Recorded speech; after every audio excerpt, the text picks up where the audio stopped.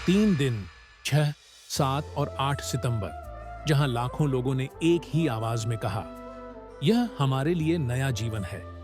पर क्या आपने कभी सोचा है, यह आवाज क्यों इतनी तेज हुई? अगर आप सच चाह रहे हैं, सिर्फ सुनी हुई बातें नहीं, तो अभी सब्सक्राइब कर लीजिए। 6 से 7 से 8 सितंबर, 3 दिन का समागम, जहां लाखों लोगों की निगाहें एक ही व्यक्ति पर थीं।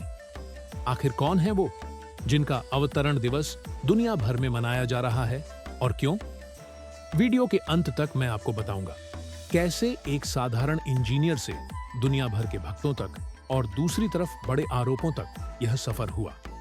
अंत में एक ऐसा सबूत जिसे बहुत कम लोग जानते हैं, अवतरण दिवस शब्द से ही पता चलता है।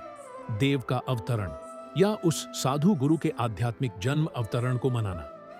संत रामपाल जी महाराज का 75वां अवतरण दिवस इस साल 8 सितंबर को था, और इस अवसर पर 6, 7 और 8 सितंबर को विशेष कार्यक्रम और विशाल भंडारा 3 दिन का अखंड पाठ, संत गरीबदास जी का पाठ, मुफ्त नाम दीक्षा और रक्तदान स्वास्थ्य शिविर। रामपाल जी जगत में 8 सितंबर 1951 को धनाना, सोनीपत, हरियाणा में जन्मे। शिक्षा जॉब, उन्होंने सिविल इंजीनियरिंग का डिप्लोमा लिया और हरियाणा के सिंचाई विभाग में 18 साल तक जूनियर इंजीनियर के रूप में काम किया। एक सामान्य जीवन जीते थे।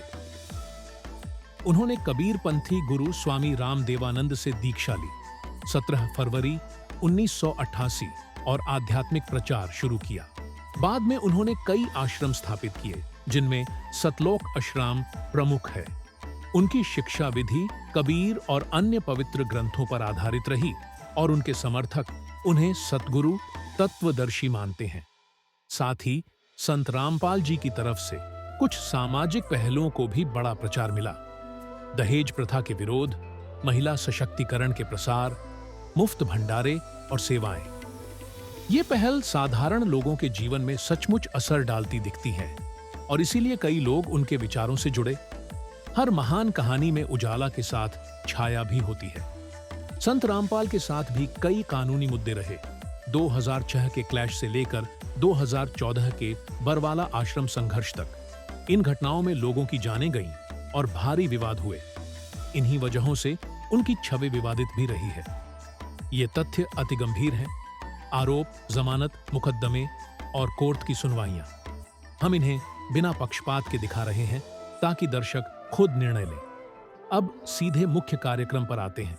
75वां अवतरण दिवस, जिसे 6 से 8 सितंबर 2025 को कई सातलोक आश्रमों में एक साथ मनाया गया। रोहतक, भिवानी, कुरुक्षेत्र, मुंडका, दिल्ली, खमाना, पंजाब, सोजत, राजस्थान और अन्य स्थानों पर।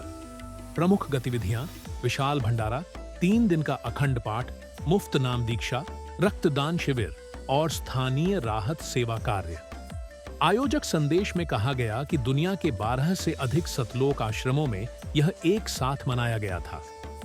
हर समागम में भीड़ सिर्फ संख्या नहीं होती, हर चेहरा एक कहानी कहता है। कुछ भक्तों का कहना था कि रामपाल जी की शिक्षाओं ने उनके जीवन बदला, दर्द कम किया, रोजगार खोज में मदद की या मोह व माया से दूर किया। तो क्या संत रामपाल जी केवल समाज सुधारक हैं या विवादों के बीच फंसे एक शक्तिशाली नेता? सच ये है, उनके पास लाखों अनुयायी हैं और उनके सामाजिक कार्यक्रमों का असर दिखता भी है। वहीं 2006-2014 जैसे घटनाओं पर गंभीर कानूनी प्रश्न भी कायम रहे। और जैसा मैंने शुरुआत में कहा था, यहाँ एक तथ्य जिसे बहुत कम लोग जानते हैं। 2025 के अवतरण दिवस पर कार्यक्रम सिर्फ एक आश्रम में नहीं, बल्कि कम से कम 12 सतलोक आश्रमों में एक साथ आयोजित हुए, और इन कार्यक्रमों में मुफ्त भंडारा और नाम दीक्षा जैसी सेवाएं मुख्य थी। ये बड़ी योजना और नेटवर्किंग का सबूत है, जिसे देखने के बाद आप तय कर सकते हैं कि यह आंदोलन सामाजिक सेवा है या उससे कहीं आगे। जो मोक्ष का है, जो पूरे विश्व में एक ही है, जो आप वीडियो में देख ही चुके हैं। अगर आपको यह वीडियो जानकारीपूर्ण लगा, लाइक करें, शेयर करें और द जीवायन को सब्सक्राइब करें।